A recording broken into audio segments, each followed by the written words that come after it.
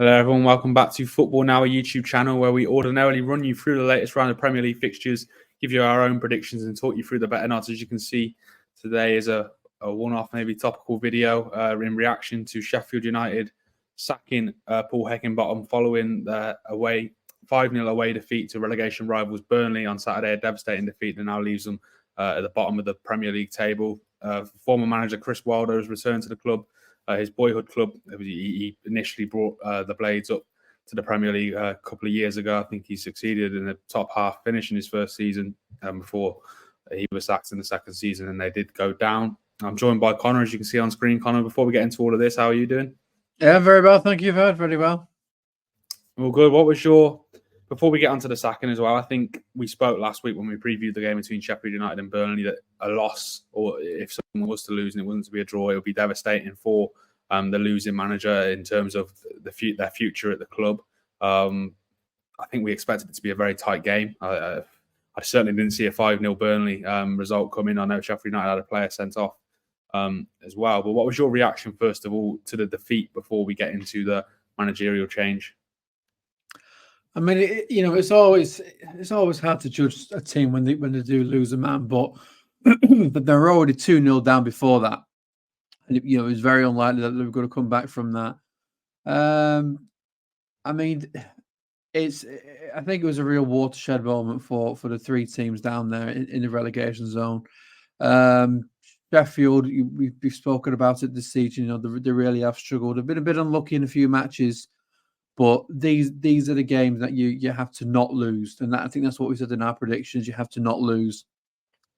And as soon as Sheffield went 2-0 down, even before the red card, I was thinking, this could be Paul Heckingbottom's final game here. Because if you're not getting points, I mean, you're Burnley 19th place, just one place above them. So if you're not getting points against the teams right at the bottom, then where are you picking up those points? I mean, you look at Sheffield, rock bottom, they're not picking up a lot of points from anywhere at the moment. So, yeah, I think as soon as Burnley went 2-0 up, I felt, barring some miracle, Paul Heckingbottom were going to have the goal. I mean, it's not some knee-jerk reaction. This is an accumulation of poor results. They got that surprise win against Wolves. But yeah, it's not been good, and I don't really blame Paul Heckingbottom too much. I mean, they've lost two of the best players in the transfer market in the summer. They're not recruited as they needed. They don't have the quality for the Premier League. They're out of depth, so there was always fighting against the tide. But for Burnley, I mean, wow, what a win! It's only the second win of the season. Maybe they can use it as a platform now to build on. But I mean, there's a lot for them to do still. I mean, Everton obviously are down now with those deducted points. Number one, I actually think that points deduction will be reduced on appeal or suspended or something. I don't think it'll stay at 10. But two, we've seen the quality of Everton this season. I think they will pull away. So Burnley, really, they're only chasing Luton and Bournemouth, who Bournemouth sitting on 13 points. So they're doing very well. So it's still going to be very, very difficult for Burnley and Vincent Kompany. But at least this gives them just a little bit of hope. Yeah, like you said, for Burnley, from a Burnley point of view, it's not been a great season for them either. They got 2 wins, but those 2 wins have come around against the teams around them. I think they beat Luton away, didn't they? And obviously, what happened against Sheffield United on Saturday. Like you said, I don't think too much blame can be laid solely at the feet of Paul Heckingbottom. I think he was fighting an uphill battle from the start, wasn't he? We saw him earlier on in the season lose 8-0 to Newcastle. I think we were concerned that maybe they'd get him out the door after that. They didn't.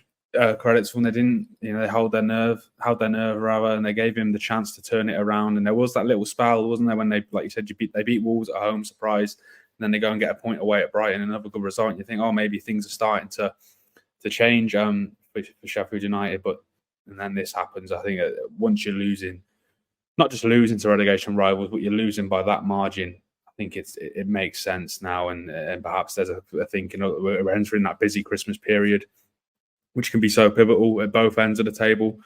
You want to try and come through that. I don't think it's going to get any easier for them, because they host Liverpool at Bramall Lane tomorrow, which Chris Wilder, who we will come on to in a moment, we understand will be in the technical area for that. Like I said, it's his second tenure at the club. I think there have been rumours about Chris Wilder returning for a few weeks now, and there were murmurs in the press about him possibly coming back. Like I said, it was his boyhood club. He's been there before, and he enjoyed success bringing them to the Premier League. Enjoyed a difficult second season, but in terms of Wilder and what he can do, obviously the aim is just to stay in the Premier League. They'd absolutely take that right now. I think we all both agree that they're facing, again, it's going to be a very difficult task and an incredible achievement if he does manage that. How does he galvanise that squad, though? Like we said, that it's not the first heavy beating they've taken this season. If, now I haven't missed a crystal ball in front of me, but I'm going to bet that it won't be their last either. What can Chris Wilder do to get in there and shuffle it up and trying to get them going again? Like I said, entering that busy Christmas period and kicking on to the second half of the season. Or what do you think he can do? Nothing. I think half an eye is on almost rebuilding for next season, preparing the team for the championship and trying to get back in the Premier League next season. I don't think there's going to be a lot of optimism in the boardroom. I don't think there's going to be a lot of optimism with the owners. Certainly, I don't feel that with the fans as well. I've spoken actually to a few fans before and after the Wilder appointment, and they were saying that yes, it does almost feel like an appointment for next season. You've got someone who knows the club. I mean, maybe he can bring in a bit of a new manager bounce. Maybe he can galvanise the squad. Obviously, he is a familiar face. He's a popular face as well. I think a lot of people were disappointed when he was sacked the first time round. But yeah, I honestly don't think this is the move brought in to help Premier League safety. I mean, if it happens, and fantastic. But I do feel like there is a belief with Sheffield that even from the first ball kicked at the start of the season, that they just weren't ever a Premier League outfit. They just didn't have the quality in the squad for that. I think that's probably why Paul Heckingbottom got as much time as he did. A lot of we saw last season with Scott Parker after that 9-0 against Liverpool. You take these big victories and you get sacked. So I think that's why Paul Heckingbottom stayed on. Because I think the board realised that he was being asked to do miracles. So yeah, I think there would have been conversations with Chris Wilder, and I think he would have laid it out saying, "Listen, I'll do my best to keep this club in the Premier League, but it's all about next season and trying to rebuild." And maybe I think we'll see in the transfer window in January. I think we'll see that. I think there'll be a few signings brought in for the following season. I think if Chris Wilder can at least make a go of it, I don't become cut adrift. We saw last season Southampton, they were rock bottom, weren't it, for a long time. It just seemed they were adrift for a long time. If they can at least make a go of it, it just, if you can keep in that fight, it keeps morale up. Whether you go down or not, it does keep morale up if you can keep in that fight. Otherwise, if you're rock bottom, you start to get cut adrift, the morale gets sucked out of the club, and you can just almost go through the motions, and you can just turn up, lose, go home, and you can get into that cycle. And it's just not good for the atmosphere. And I think at the very, very least, Chris Wilder being brought in will make sure that does not happen, because I think the club will just have too much respect, and the players will have too much respect for Chris Wilder. But yeah, I think there's an appointment really for next season. Yeah, I agree. It's basically a free hit, it feels almost, doesn't it, for Wilder and the players there now. You almost. I remember before a ball was kicked this season, there was the Sky do this show with Gary Neville, and they have all the fans in the studio from all the different clubs around the league, and there was a Sheffield United fan who just looked miserable, and he didn't, like you said, they lost a couple of players, didn't replace them, and he felt as though he wanted the season to be over and hadn't begun. And I think that says a lot about it off the pitch. You also wonder if there's an element, don't get me wrong, Wilder obviously did very well Sheffield United in the past, but there's an element of bringing in a face, which is a friendly face, which is going to cheer up the fans to almost keep that a sense of positivity, if you can, or bring that sense of positivity back to the club. Like you said, I think the eyes will be on next season and rebuilding. The next segment was going to focus on the relegation hopes, or survival hopes rather, of Sheffield United. But I think, yeah, we both agree that There's no hope. There's no hope. No, I don't know. I think there's a slight little bit is that despite the game on Saturday, there are a couple of teams around them who are probably in equally as bad a mess. But yeah, like you said, I just can't see, and I don't think we ever have at any point for this season been hopeful of them staying up in the Premier League. Heckingbottom, however, was and is the first manager, this season in the Premier League to be sacked. I think that's surprising, but now the first one's gone. Do you think the floodgates will open and there'll be a couple others who will follow him out the door at their clubs? Well, I think they will, just by law of averages. I mean, we do tend to get quite a few Premier League managers sacked in the season. Last season, God, there was a record, wasn't there? I mean, there's so many Premier League managers sacked last season. Maybe that's why there's not many this season. Clubs just simply can't afford to sack managers anymore. But yeah, if I have to, I mean, if I look at the table now and just have a quick look, let's see. I think Pep's washed. I think he's gone. I think he's gone soon. But yeah, I think in spite of the win, I think Vincent Kompany is still on quite thin ice. Absolutely.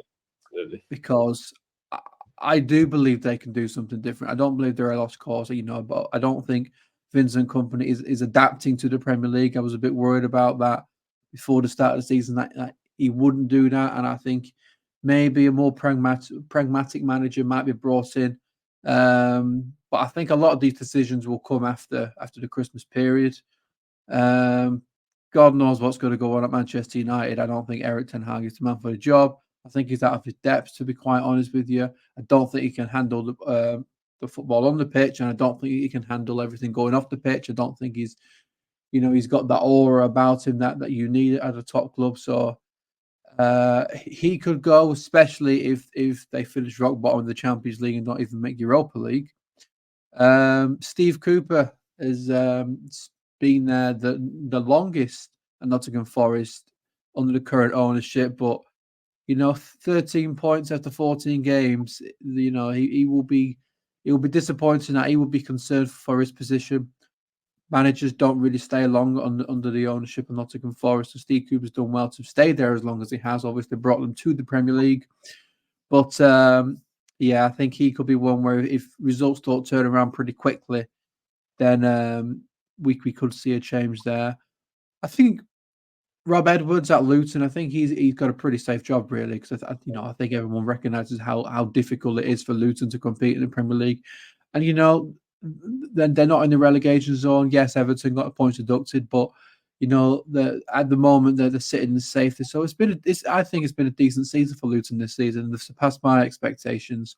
Yeah. And then just looking at it, maybe Ange Postecoglou. He's not won in 4 Premier League games. Maybe the bubbles burst, so he's going to go.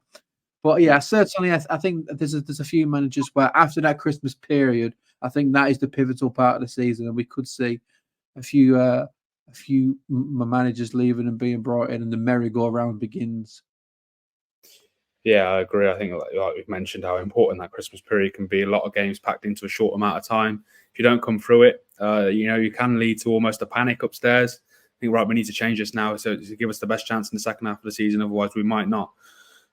We might go down, or we might not get European places, etc., depending on each club. I think Steve Cooper at Nottingham Forest will probably be safe just because of how poor those sides are down there. I think you're right about Luton as well. I think Luton, if you offered them this, obviously you mentioned the Everton deduction, but if you offered them 17th place, in the first week of December, they'd have absolutely taken that. So I think out of the 3, they've probably been the most impressive. I think that's maybe because we had the lowest expectation for them, but yeah, like you said, they've had some good moments so far in the Premier League. I do think they will go down, but it will be interesting now to see how this first one impacts the rest of the league, whether we will see an influx now of managers going out of the door. Let us know your thoughts in the comments below. Sheffield United fans, let us know your thoughts of the club, where you're heading. I imagine you're not the most optimistic right now, but what were your thoughts on Heckingbottom? Did he deserve more time? Did he get more time than he deserved? The return of Wilder as well, Chris Wilder. Your thoughts on him, and stay tuned to the channel. We're also going to do a video reacting to Manchester City in the last couple of weeks. you know, especially after their 3-3 draw with Tottenham. Connor's already grinning at the thought of that. I'm sure he'll get his VAR booth out. So you can go and check that out on the channel. We'll also be bringing you weekly previews, for all of the games in the Premier League. So you can find all those on the channel too. Thank you for watching this video. I'm ready. He's there. He's tuned up already. So you can go and check that over on Football Now. You can check out all our other channels down below in the link. I'll put them there too. Thank you for watching this video, and we will see you in the next one. Got a process, boys.